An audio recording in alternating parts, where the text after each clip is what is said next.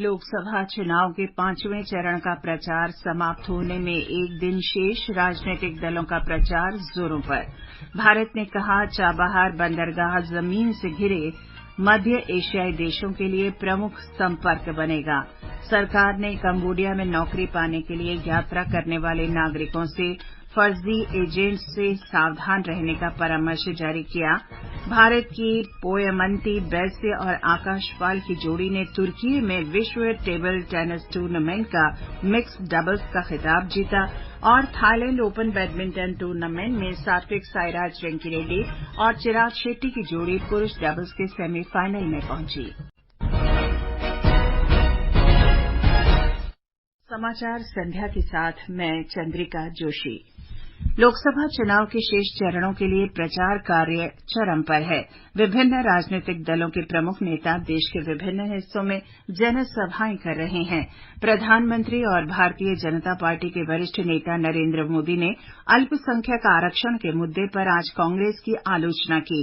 उत्तर प्रदेश के हमीरपुर में एक रैली में श्री मोदी ने कहा कि बाबा साहेब भीमराव आम्बेडकर ने धर्म के आधार पर आरक्षण का खुलकर विरोध किया था और कांग्रेस धर्म के आधार पर आरक्षण का लाभ देना चाहती है। ये बाबा साहेब की इच्छा के विपरीत है।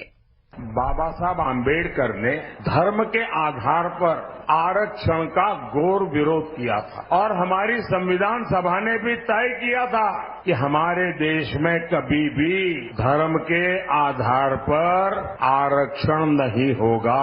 ये संविधान की कैसी अवहेलना करते हैं, बाबा साहब आम्बेडकर के सपनों को कैसे चूर चूर करते हैं। इससे पहले श्री मोदी ने बाराबंकी में एक रैली में कहा कि समाजवादी पार्टी अब बंगाल में शरण ले चुकी है और उनका राजनीतिक गठबंधन सिर्फ वोट बैंक और तुष्टीकरण के लिए है। उन्होंने कहा, उधर ओडिशा में प्रमुख राजनीतिक दलों के बड़े नेता लोकसभा चुनाव के 5वें चरण के लिए जोर शोर से प्रचार में जुटे हैं। इस चरण में 20 मई को बरगढ़, सुंदरगढ़, बोलांगीर, कंधमाल और आस्का लोकसभा क्षेत्रों तथा 35 विधानसभा सीटों के लिए एक साथ वोट डाले जाएंगे। केंद्रीय मंत्री और वरिष्ठ भाजपा नेता अमित शाह ने सुंदरगढ़ लोकसभा क्षेत्र के राउरकेला में एक जनसभा में वर्तमान सांसद तथा पूर्व केंद्रीय मंत्री जुएल ओराम के लिए समर्थन मांगा। श्री अमित शाह ने कहा कि भारतीय जनता पार्टी राज्य में लोकसभा और विधानसभा चुनावों में बड़ी जीत हासिल करेगी। उन्होंने कहा कि मुख्यमंत्री नवीन पटनायक ने राज्य में विकास कार्य नहीं किए हैं। ये चुनाव मोदी जी को तीसरी बार प्रधानमंत्री बनाने का चुनाव है। इस देश के अर्थतंत्र को तीसरे नंबर का अर्थतंत्र बनाने का चुनाव है और साथ में ओडिशा में नवीन बाबू को निकालकर विकास के युग की। भाजपा नेता और अभिनेत्री हेमा मालिनी ने कटक और पीपली में रोड शो किया तथा भुवनेश्वर में एक जनसभा की। असम के मुख्यमंत्री हेमंत बिस्वा शर्मा ने आस्का संसदीय क्षेत्र के कवि सूर्य नगर में एक रैली की।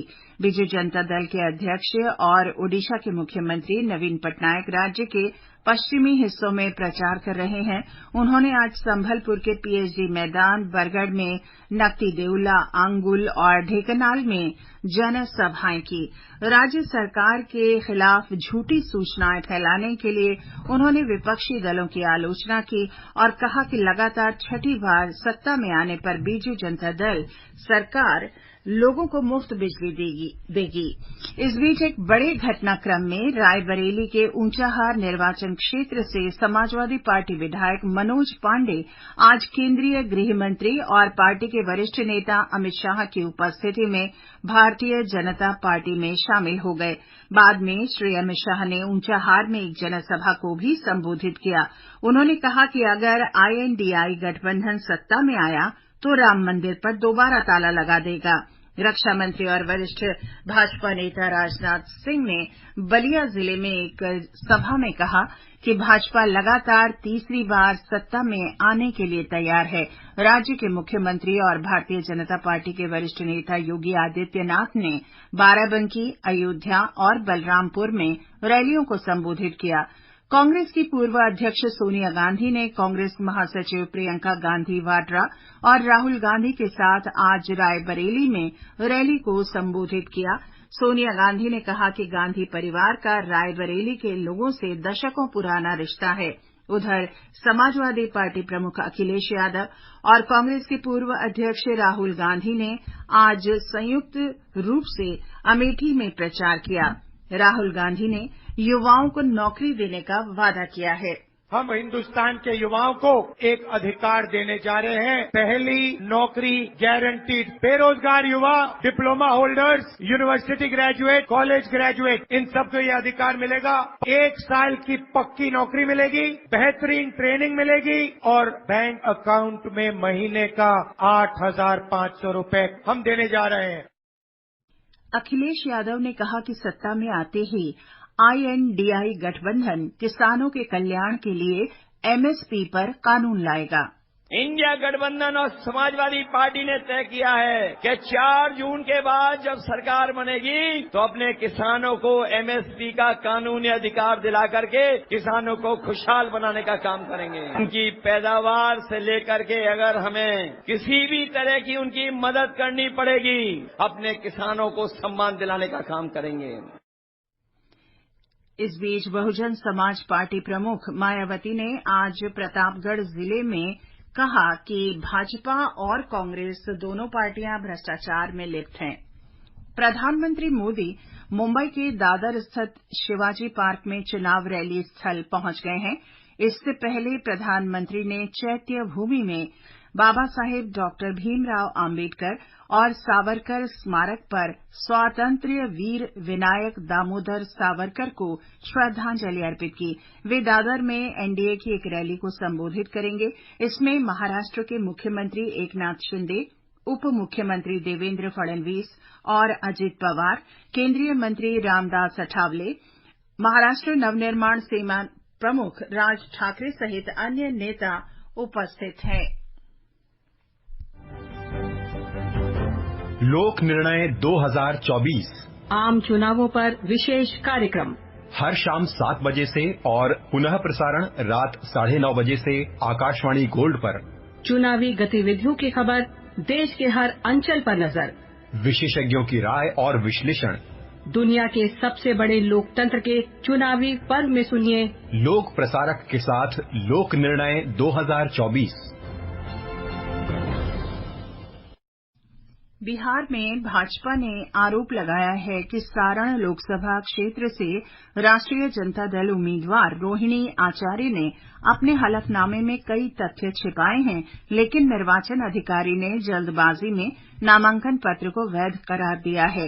रोहिणी आचार्य राष्ट्रीय जनता दल प्रमुख लालू प्रसाद की बेटी हैं। पटना में संवाददाताओं से बातचीत करते हुए भाजपा नेता SD संजय ने कहा कि राष्ट्रीय जनता दल उम्मीदवार ने हलफनामे में अपनी नागरिकता, पासपोर्ट और आवासीय स्थिति से संबंधित तथ्यों को छुपाया है, लेकिन निर्वाचन अधिकारी ने इन मामलों को नजरअंदाज कर दिया।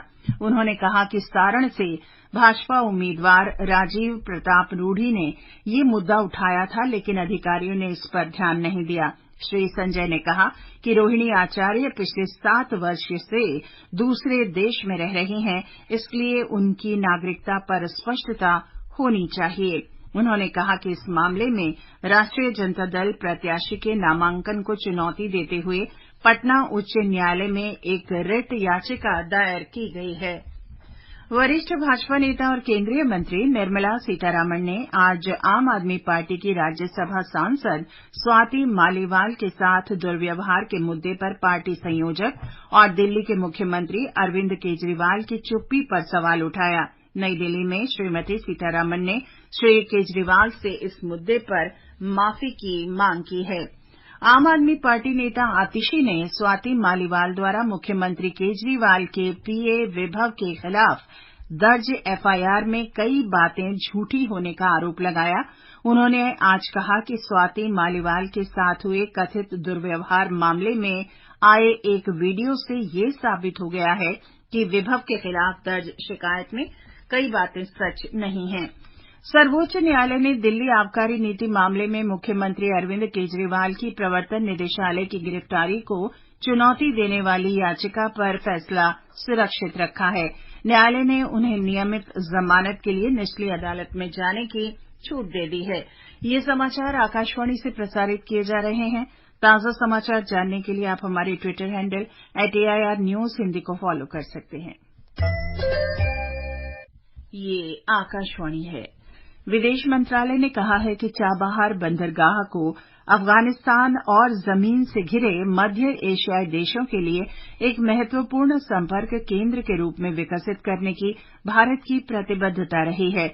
नई दिल्ली में विदेश मंत्रालय के प्रवक्ता रणधीर जायसवाल ने कहा कि ये समझौता एक बड़ी उपलब्धि है। उन्होंने कहा कि इस बंदरगाह के माध्यम से भारत अफगानिस्तान को काफी मानवीय सहायता प्रदान करने में सक्षम है।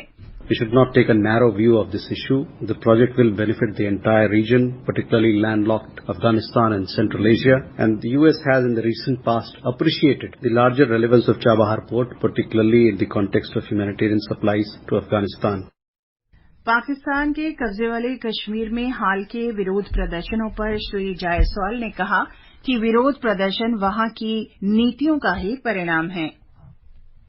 विरोध के परिणाम है वहां पर जिस प्रकार की नीतियां चल रही हैं, वहां के संसाधन को जिस प्रकार से लूटा जा रहा है, वहां के लोगों को जितना दूर रखा जा रहा है, जो अपने उनके संसाधन हैं उसका लाभ उन तक नहीं पहुंच पा रहा है। हम लोगों ने पहले भी कहा है, जहां तक पाकिस्तान अधिकृत कश्मीर की बात है, यूनियन टेरिटरीज जो जम्मू के, लद्दाख के भारत के अभिन्न अंग हैं, अभिन्न अंग रहेंगे। विदेश मंत्रालय ने रोजगार के लिए कंबोडिया और दक्षिण पूर्व एशिया की यात्रा करने वाले भारतीयों को परामर्श जारी कर फर्जी एजेंटों से सावधान रहने को कहा है। कंबोडिया और लाओस के भारतीय दूतावासों ने परामर्श में कहा है कि क्षेत्र में सक्रिय कई फर्जी एजेंट भारत में एजेंटों के साथ लोगों को धोखाधड़ी वाली कंपनियों, विशेष रूप से साइबर अपराध में शामिल होने का लालच दे रहे हैं। लोकसभा चुनाव की प्रमुख सीटों की जानकारी प्रदान करने की श्रृंखला में आज हम झारखंड के हजारीबाग सीट के बारे में बता रहे हैं। हजारीबाग लोकसभा चुनाव में मुख्य रूप से भाजपा और कांग्रेस आमने सामने है। सांसद जयंत सिन्हा का टिकट काटकर सदर विधायक मनीष जायसवाल को एनडीए ने उम्मीदवार बनाया है, तो दूसरी ओर जयप्रकाश भाई पटेल इंडिया ब्लॉक के प्रत्याशी है। हजारीबाग ऐसा सीट है जिसकी सीमाएं 3 जिला हजारीबाग, रामगढ़ और कोडरमा जिले में फैली है। वहीं हजारीबाग लोकसभा क्षेत्र के अधीन सभी 5 विधानसभा क्षेत्र हजारीबाग सदर, बरही, बड़कागांव, मांडू और रामगढ़ की भौगोलिक बनावट, आधारभूत संरचना के हिसाब से मुद्दे अलग अलग हैं। पोयमंती बेस्या और आकाश की भारतीय टेबल टेनिस जोड़ी ने तुर्की में विश्व टेबल टेनिस फीडर टूर्नामेंट में मिक्स्ड डबल्स का खिताब जीत लिया है।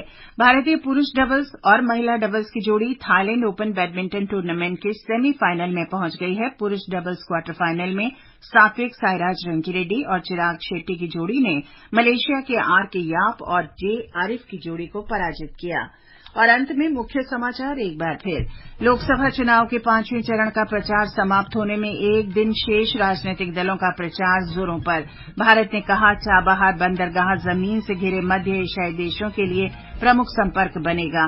सरकार ने कंबोडिया में नौकरी पाने के लिए यात्रा करने वाले नागरिकों से फर्जी एजेंटों से सावधान रहने का परामर्श जारी किया। भारत की पोयमंती बैस्य और आकाश पाल की जोड़ी ने तुर्की में विश्व टेबल टेनिस टूर्नामेंट का मिक्स्ड डबल्स खिताब जीत लिया है।